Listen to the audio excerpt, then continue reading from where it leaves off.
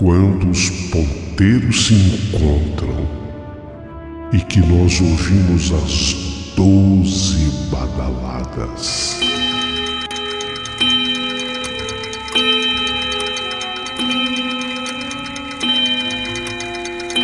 A hora que se anuncia é meia-noite.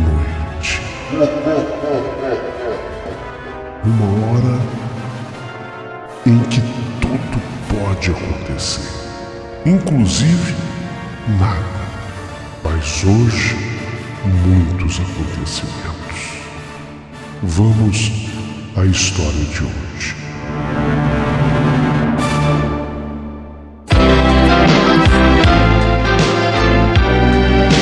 Rádio Emoção. Paulinho, boa pessoa.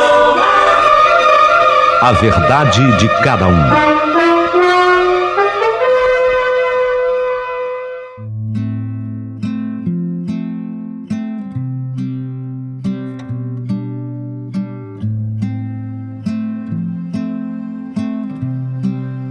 Meu querido amigo Paulinho Boa Pessoa, eu sou Claudinei, mas tiraram o Ney do meu nome, eu virei Cláudio. Embora meu nome seja Claudinei. Mas sou muito conhecido onde moro, onde vivo, por Cláudio. Eu trabalho como pedreiro, sou considerado dos bons, e o Paulinho?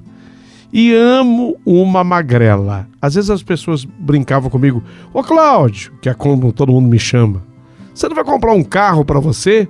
Eu tinha um Fusca, um Fusqueta, que ficava no fundo lá do meu quintal. Eu construí, eu próprio fiz uma garagem, deixava o meu Fusca, porque eu sempre gostei da magrela. Adorava a minha bike, a minha bicicleta. E ia trabalhar todos os dias com ela. Naquela ocasião, eu estava trabalhando na região do centro da cidade. E para eu voltar para minha casa no final do dia, a jornada era um tanto ou quanto assim longa. Para você ter uma ideia, que eu moro um pouquinho retirado, eu moro além da periferia, porque tinha a periferia da cidade, só que eu morava um pouquinho além, quase já pertencendo à zona rural.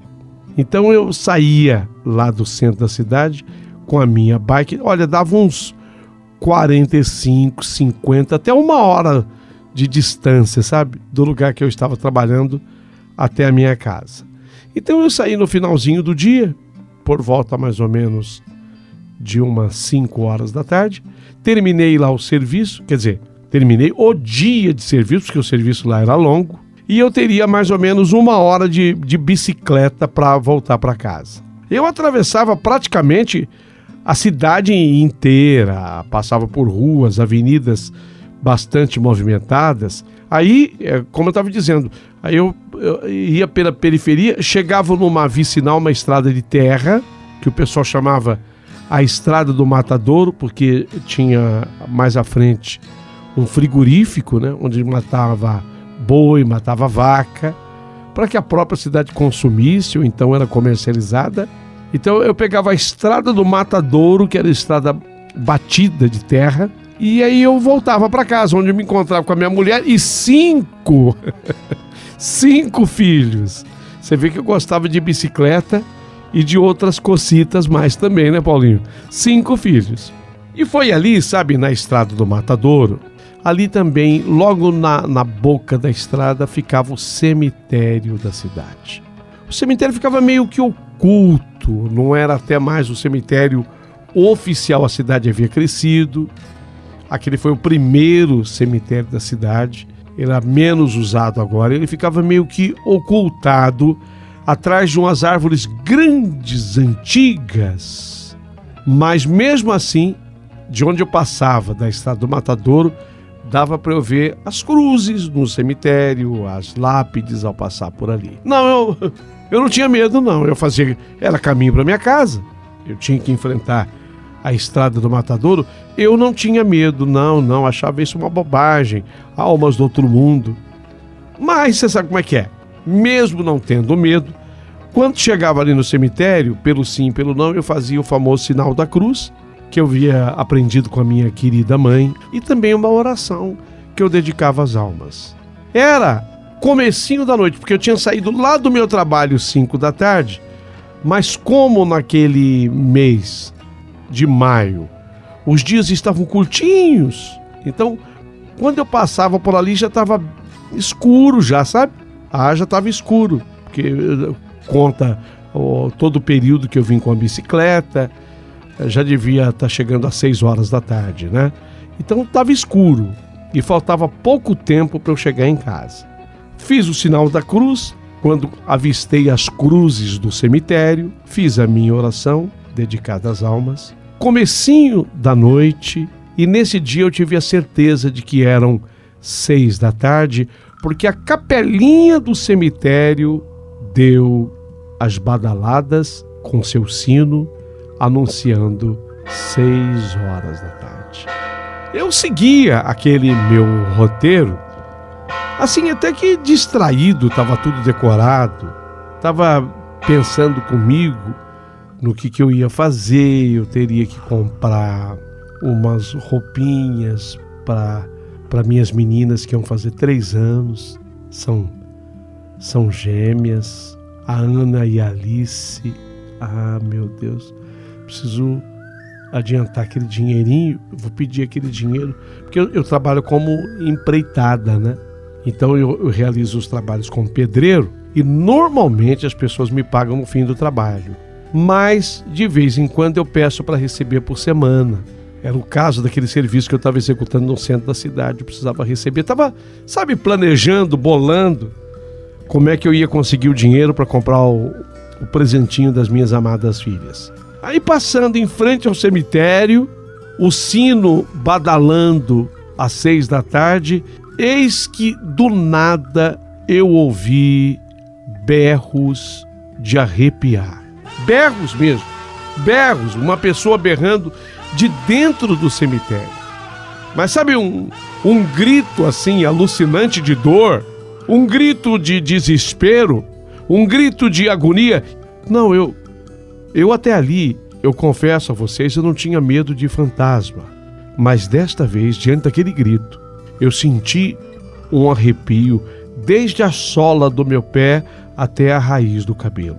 Aí eu já tinha feito o sinal da cruz, já tinha feito a minha oração, o sino já havia badalado, já havia parado, aqueles gritos horrendos. Quando eu ouvi aqueles gritos, eu pedalei com muita rapidez, com muita força, para me ver longe dali o mais rápido possível. Cheguei em casa nesse dia assustado. Nesse dia eu cheguei em casa apavorado. Cheguei assustado, tomei um banho. A minha mulher sabia que eu adorava comer aquele feijãozinho quentinho e fresco. Adoro comer feijão com farinha. Nossa, para mim é melhor que feijão com arroz.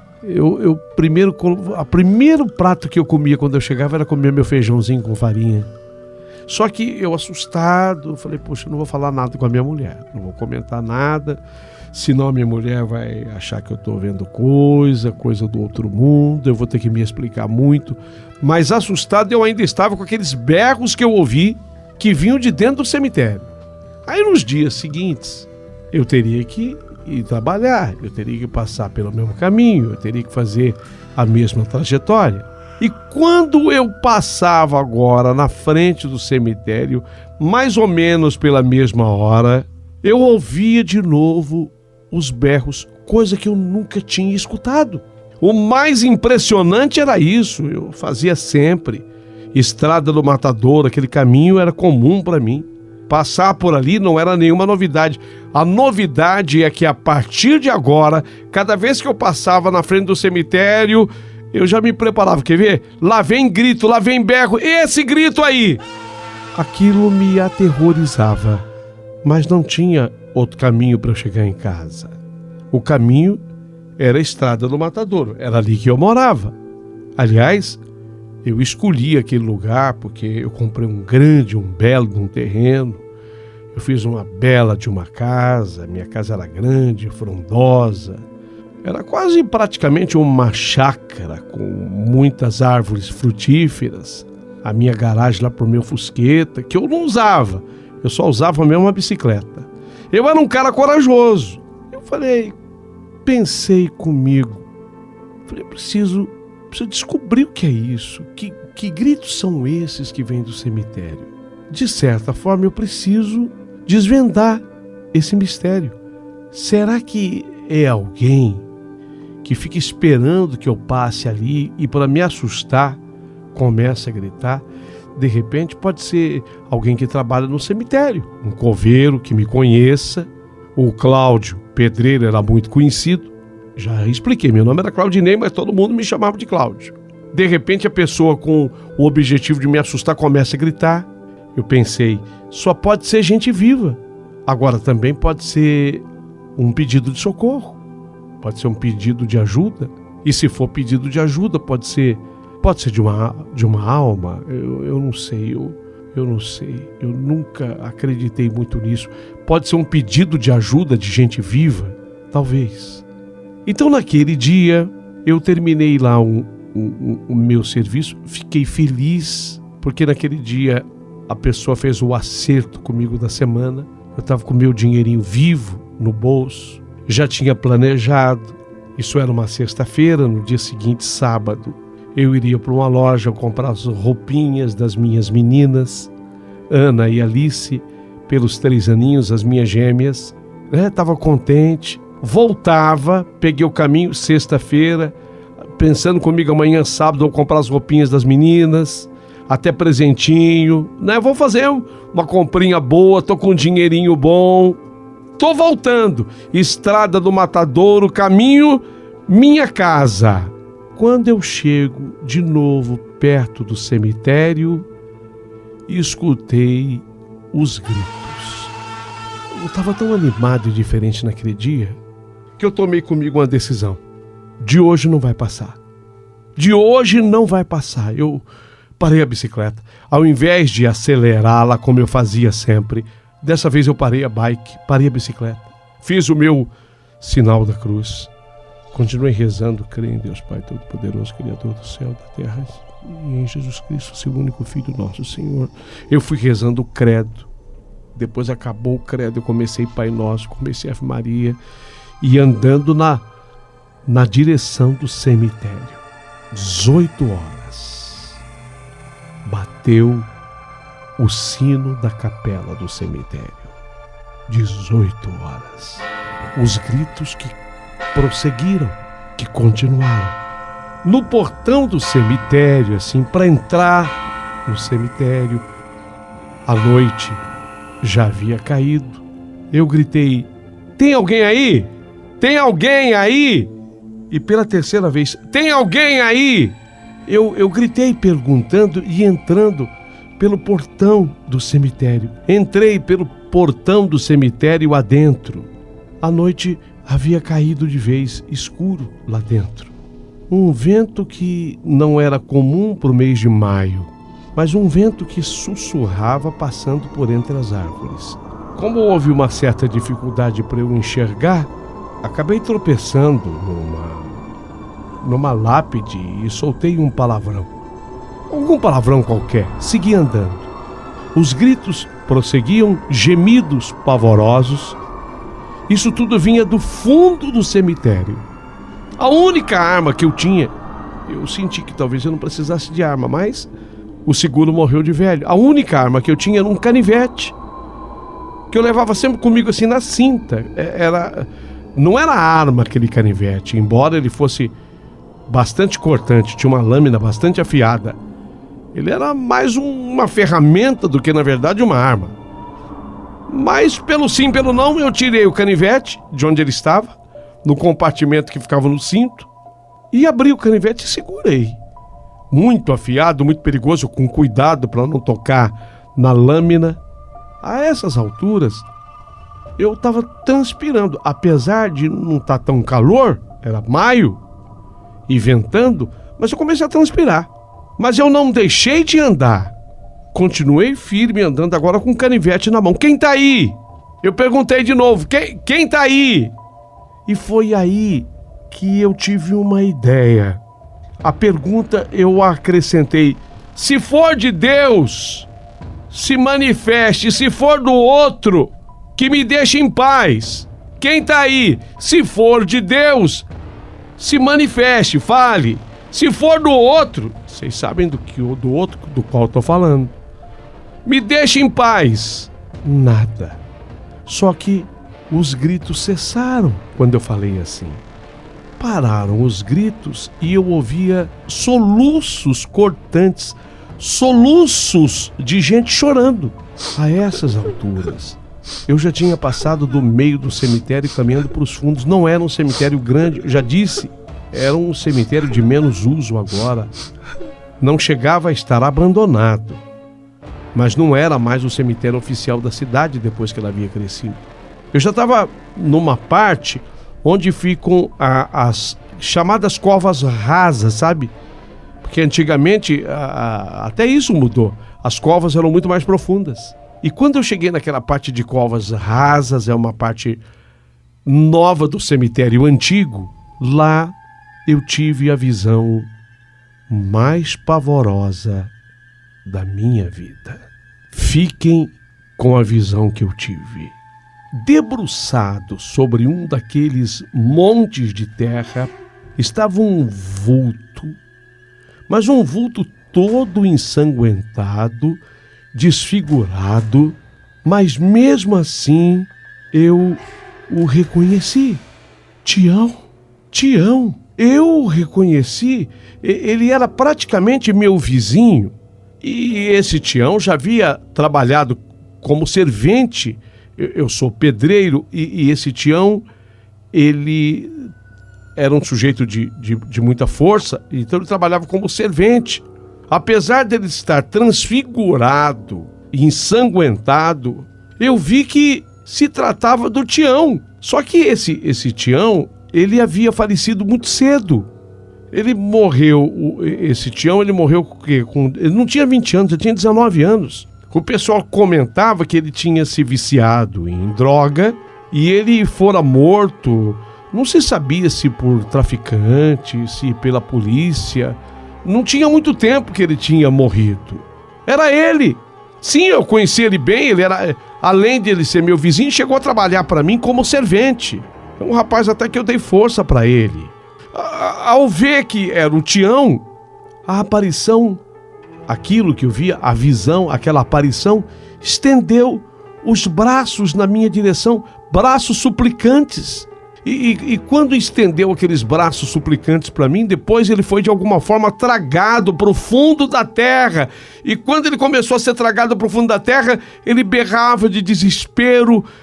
E a terra ficou coberta de vermes fervilhantes e eu via aqueles bichos na terra.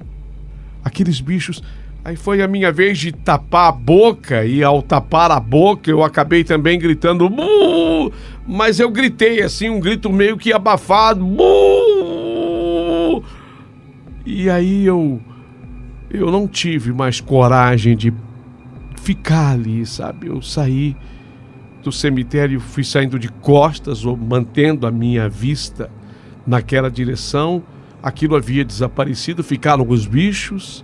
E foi assim que, de costas até um certo ponto do cemitério, o canivete em mãos, mas eu não sabia o que eu faria com aquele canivete. O canivete aberto, assim, eu segurando no cabo do canivete, mas praticamente inútil na minha mão. Fazer o que com aquele canivete? Meu Deus, eu nem sei como eu tive forças para sair do cemitério. Fiquei em estado de choque. E quando eu cheguei em casa, eu já estava febril. E no dia seguinte, eu que tinha planejado fazer as compras das minhas gêmeas que iam fazer aniversário, eu pedi à minha mulher que o fizesse porque eu estava mal e ela queria saber o que de fato tinha acontecido. Eu revelei a ela. Zenaide, eu vi o fantasma do Tião. Do Tião, nosso vizinho, o rapaz que trabalhou comigo como servente. Eu vi o fantasma dele. Aí eu descrevi para minha mulher como é que isso havia acontecido. Descrevi a minha entrada no cemitério, a forma como ele me apareceu, o jeito que ele se manifestou. E a minha mulher, ela sim, muito mais religiosa, católica do que eu, Falou, então nós precisamos encomendar urgente uma missa para ele. No dia seguinte eu não pude ir com ela, porque eu fiquei tão febril, eu tinha um frio que vinha da febre e fiquei muito enfraquecido sobre a cama. Então minha mulher foi, eu passei o dinheiro, recomendei o que eu queria que comprasse para as nossas gêmeas. Ela foi, fez a compra e passou na igreja e pediu ao padre que rezasse a missa em sufrágio. Aí deu o nome do Sebastião, aí deu o nome completo dele, do Tião, que era o nosso vizinho. Só que ela falou que precisava fazer isso com urgência, porque eu havia ficado doente. O padre, ele foi tão generoso com a minha mulher que ele colocou num vidrinho um óleo ungido e um pouquinho da água benta. Quando chegou em casa, minha mulher passou aquele óleo em mim, na minha testa, e a água benta também, com a qual eu fiz o sinal da cruz com a água benta. E a febre passou, saiu de mim, tal qual ela havia chegado. Chegou do nada, e do nada a febre foi embora. E quando ela foi embora, me restabeleci. E a partir do momento que foi celebrada a missa, que aconteceu naquela mesma noite, eu nunca mais tive qualquer tipo de problema. Nunca mais. Nunca mais. Pela mesma estrada do Matadouro, usando a minha bicicleta, passando por aquele cemitério, nunca mais ouvi qualquer tipo de manifestação, qualquer tipo de grito. Detalhe, sobre a morte do Tião, que era o meu vizinho, viciado em droga, e além disso, esse Tião também foi meu servente. O que se descobriu posteriormente a isso é de que não havia sido a polícia que tinha matado o Tião, mas um amigo dele, por incrível que pareça, um amigo que também era viciado, atendendo a pedido do traficante, o amigo teve que matá-lo. O amigo teve que assassiná-lo atendendo o apelo do traficante. Senão, morreria esse amigo e, de acordo com o que ele disse no tribunal, quando do julgamento, a família dele inteira. Isso veio à tona. Então, talvez por isso tudo deduzimos, eu e a minha mulher, a Zenaide, que a alma dele sofresse tanto. Porque até ali se acreditava que a polícia o tivesse matado, ou os traficantes. Havia essa dúvida, mas se acreditava mais que a polícia tivesse matado o Tião. Não era. Quem o havia matado em verdade era um amigo inseparável dele, mas obrigado que fora pelos traficantes. Senão morreria ele, o amigo e a família do amigo. E esse rapaz era casado, tinha nenenzinha, e todos morreriam. E ele, para não deixar acontecer tudo isso, ele foi obrigado a matar o amigo. Por isso tudo deduzimos que a alma do Tião vivesse esse pavor todo, essa preocupação toda. Por isso que ele se apresentou daquela forma dentro daquele cemitério. Fiquei impressionado com tudo isso. Uma história que, graças a Deus, teve seu começo, teve o seu meio, mas teve o seu fim. Graças a Deus. Nunca mais, nem eu, nem a minha esposa, tivemos qualquer tipo de questão mais, problema mais, qualquer visão mais, qualquer perturbação mais, depois das missas que celebramos em sufrágio à alma do Tião. Sobre a minha história, você tem algo a comentar? Gostaria de ouvir o seu parecer.